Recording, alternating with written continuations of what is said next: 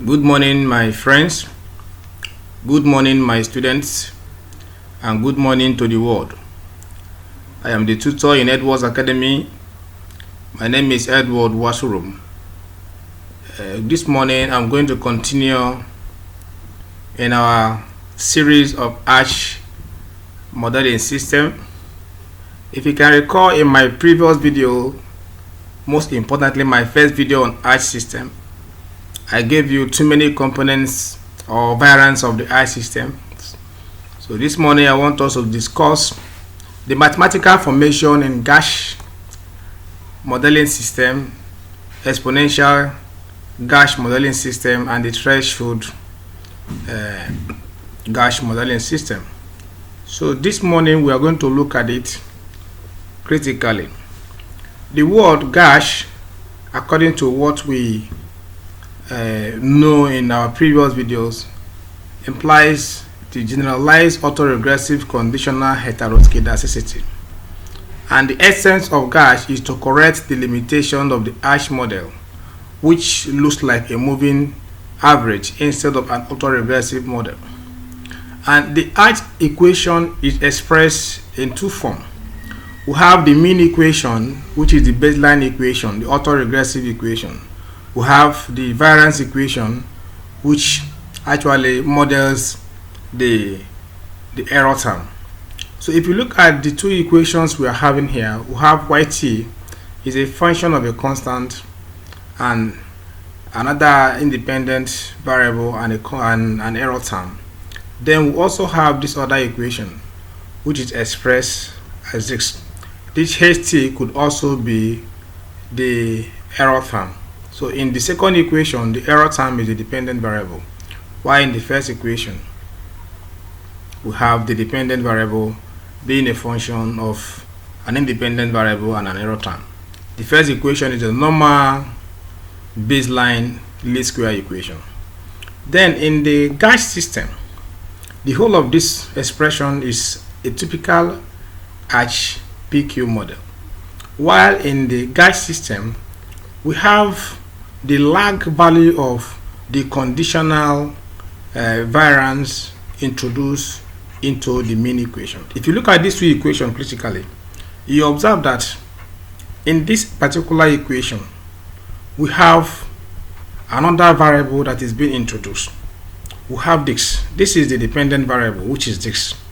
And if you reintroduce the lag value, the past value or the past realization of this error term into the mean equation, it will not change from an GARCH equation to a GARCH equation. So the main difference between the GARCH model and the GARCH model is that in the variance equation of the GARCH model, the ht, which is the conditional variance, the lag value of this conditional variance, is being reintroduced as an independent variable in the same variance equation. So that is the difference between the GARCH and the Gash model. Then if you actually go down, we also have what they call the Gash in mean model or the Gash in mean equation. The Gash in mean equation implies that the mean equation has a component of the variance equation or the conditional variance in it. Okay, if we go back, you know that I said previously that this particular ht, which is the dependent variable of the variance equation, was added in the variance equation alone to turn it into an GARCH model. But in a situation where you also decided to add a component of the variance equation, into the mean equation, like what we have in this other equation, you have here this ht is the dependent variable of the variance equation. So if this ht is being added into the mean equation, the up equation, and that means we are looking at the GARCH in mean model. So the difference between the GARCH in mean model and the typical GARCH model is that while in the GARCH model, the lag value of the dependent variable is added into the variance equation, the lag value of the ht is added into the variance equation, the same equation. While in the GARCH in mean model, the current value of the ht is added into the mean equation. The ht you are seeing here is the dependent variable in the second equation. So when you add this ht as an independent variable in the first equation, you have developed a GARCH mean model. So we have two types of GARCH mean models. We have the variance and the standard deviation. And according to what we have seen here, we have this alpha 2 ht is a conditional variance included in the mean equation, which is what I have explained before. Then the risk associated to a particular investment is captured through the standard deviation. That is normal. And the major limitation of these three estimation procedure is that they are all linear. Recall in my previous videos, I have told you that EGARCH and GARCH components are all linear models. They are linear in the sense that they cannot capture the asymmetry. They cannot capture the recursive impact of the shift or the movement in the financial time series investment. So given that limitation, that they cannot capture the recursive or the asymmetric nature, it implies that they look like an average relationship that exists between one variable and the other. And in the linear model, we know that the least square estimation procedure enables us to actually correlate or regress the effect of one variable on another. So the GASH and EGARCH system will enable us, irrespective of the presence of their variance models, but they are all linear model. In the linear model, the large positive shock will have exactly the same effect in the volatility of the series in the that when there is a large negative shock, because in the linear model we express that the shock that occur in a particular time will be the same shock that will occur tomorrow. That means that we are moving or working according to, in macroeconomics we call it adaptive expectation. If we assume that what has happened today, if there's a negative shock today, it will have the same proportion of a positive shock or a negative shock tomorrow. At that level, we are just being proactive and being linear. We believe that 1 + 1 must be 2. But in the other section of what we are going to be doing this morning is that we want to look at the threshold GARCH and the exponential GARCH. The threshold GARCH was put in place by Zakarian in 1990, and it was actually modified by the work of Goldstein et al. In 1993. And these guys introduced the threshold GARCH. And the essence of this threshold GARCH is to model the non-linear or non-recursive or the asymmetric series. And the threshold GARCH has been introduced to capture the asymmetric relationship in terms of negative shock and positive shock. Zakarian, while suggesting this non-linear model, establishes the fact that we are expected to introduce multiplicative dummies in the variance equation. That has been, or that is the major difference between the threshold GARCH and the normal GARCH models. So Zakarian believed that while modeling your variance equation, you are expected to introduce a multiplicative dummy in your model equation, in your variance equation. And the reason for this is to check if there is statistically significant difference in the negative shock and in the positive shock simultaneously. That is the reason behind the introduction of a multiplicative domain in the variance equation. So therefore, the model will be expressed as seen here. If you look at this first model, that's the first equation, we have the mean equation.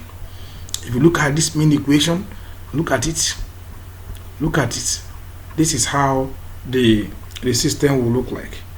This is how the system will look like.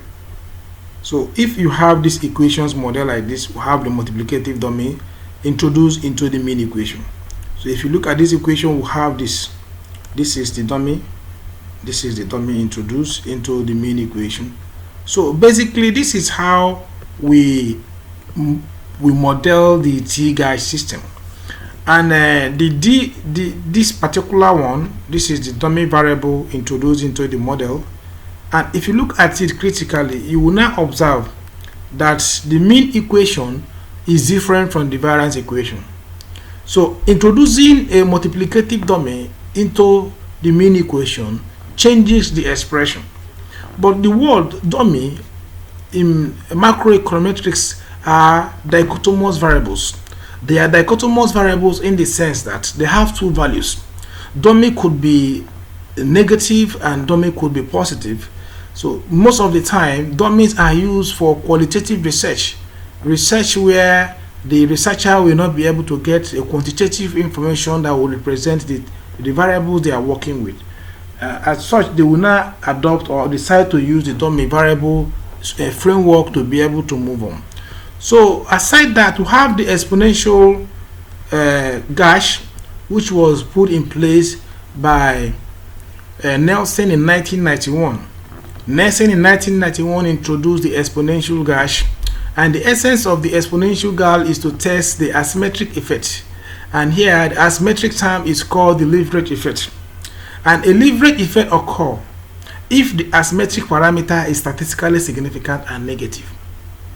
And the higher the leverage effect, the higher the volatility clustering, and vice versa. So the main intuition behind the exponential GARCH model is that the exponential GARCH model is being introduced to ascertain the asymmetric negative and positive effect in the model, and it is specifically built to capture the leverage effect. And the leverage effect in many of the time expresses the risk associated in a particular financial time series investment. If the leverage effect is higher, then there is a volatility clustering, and if the leverage effect is lower, then there is no volatility clustering. And the rule of thumb in this estimation procedure is that whenever time the leverage effect is negative or the leverage parameter is negative and statistically significant, then you will not conclude that there is a leverage effect. But if the leverage effect or the leverage parameter is not negative and is not statistically significant, that means that the estimation is symmetry. So the estimation becomes asymmetry if the leverage effect is negative and significant. But if the leverage effect is not negative and is not significant, then the estimation becomes symmetry. And when estimation is symmetry, it means that it is likened to a linear expression. So when EGARCH model cannot establish asymmetry, invariably it will be similar to a normal conventional GARCH model. So this is how the EGARCH equation is being built. If you look at the EGARCH equation, the log of the conditional variance variable is being expressed as this, and this is how the equation is being built. I want to thank you this morning for staying tuned to listen to me. In my next video, I will teach you how to estimate simple EGARCH and TGARCH models using the eViews framework, and also teach you how to identify the presence of leverage effects and how to have them interpreted appropriately. Thank you for staying tuned to my channel this morning, and God bless you.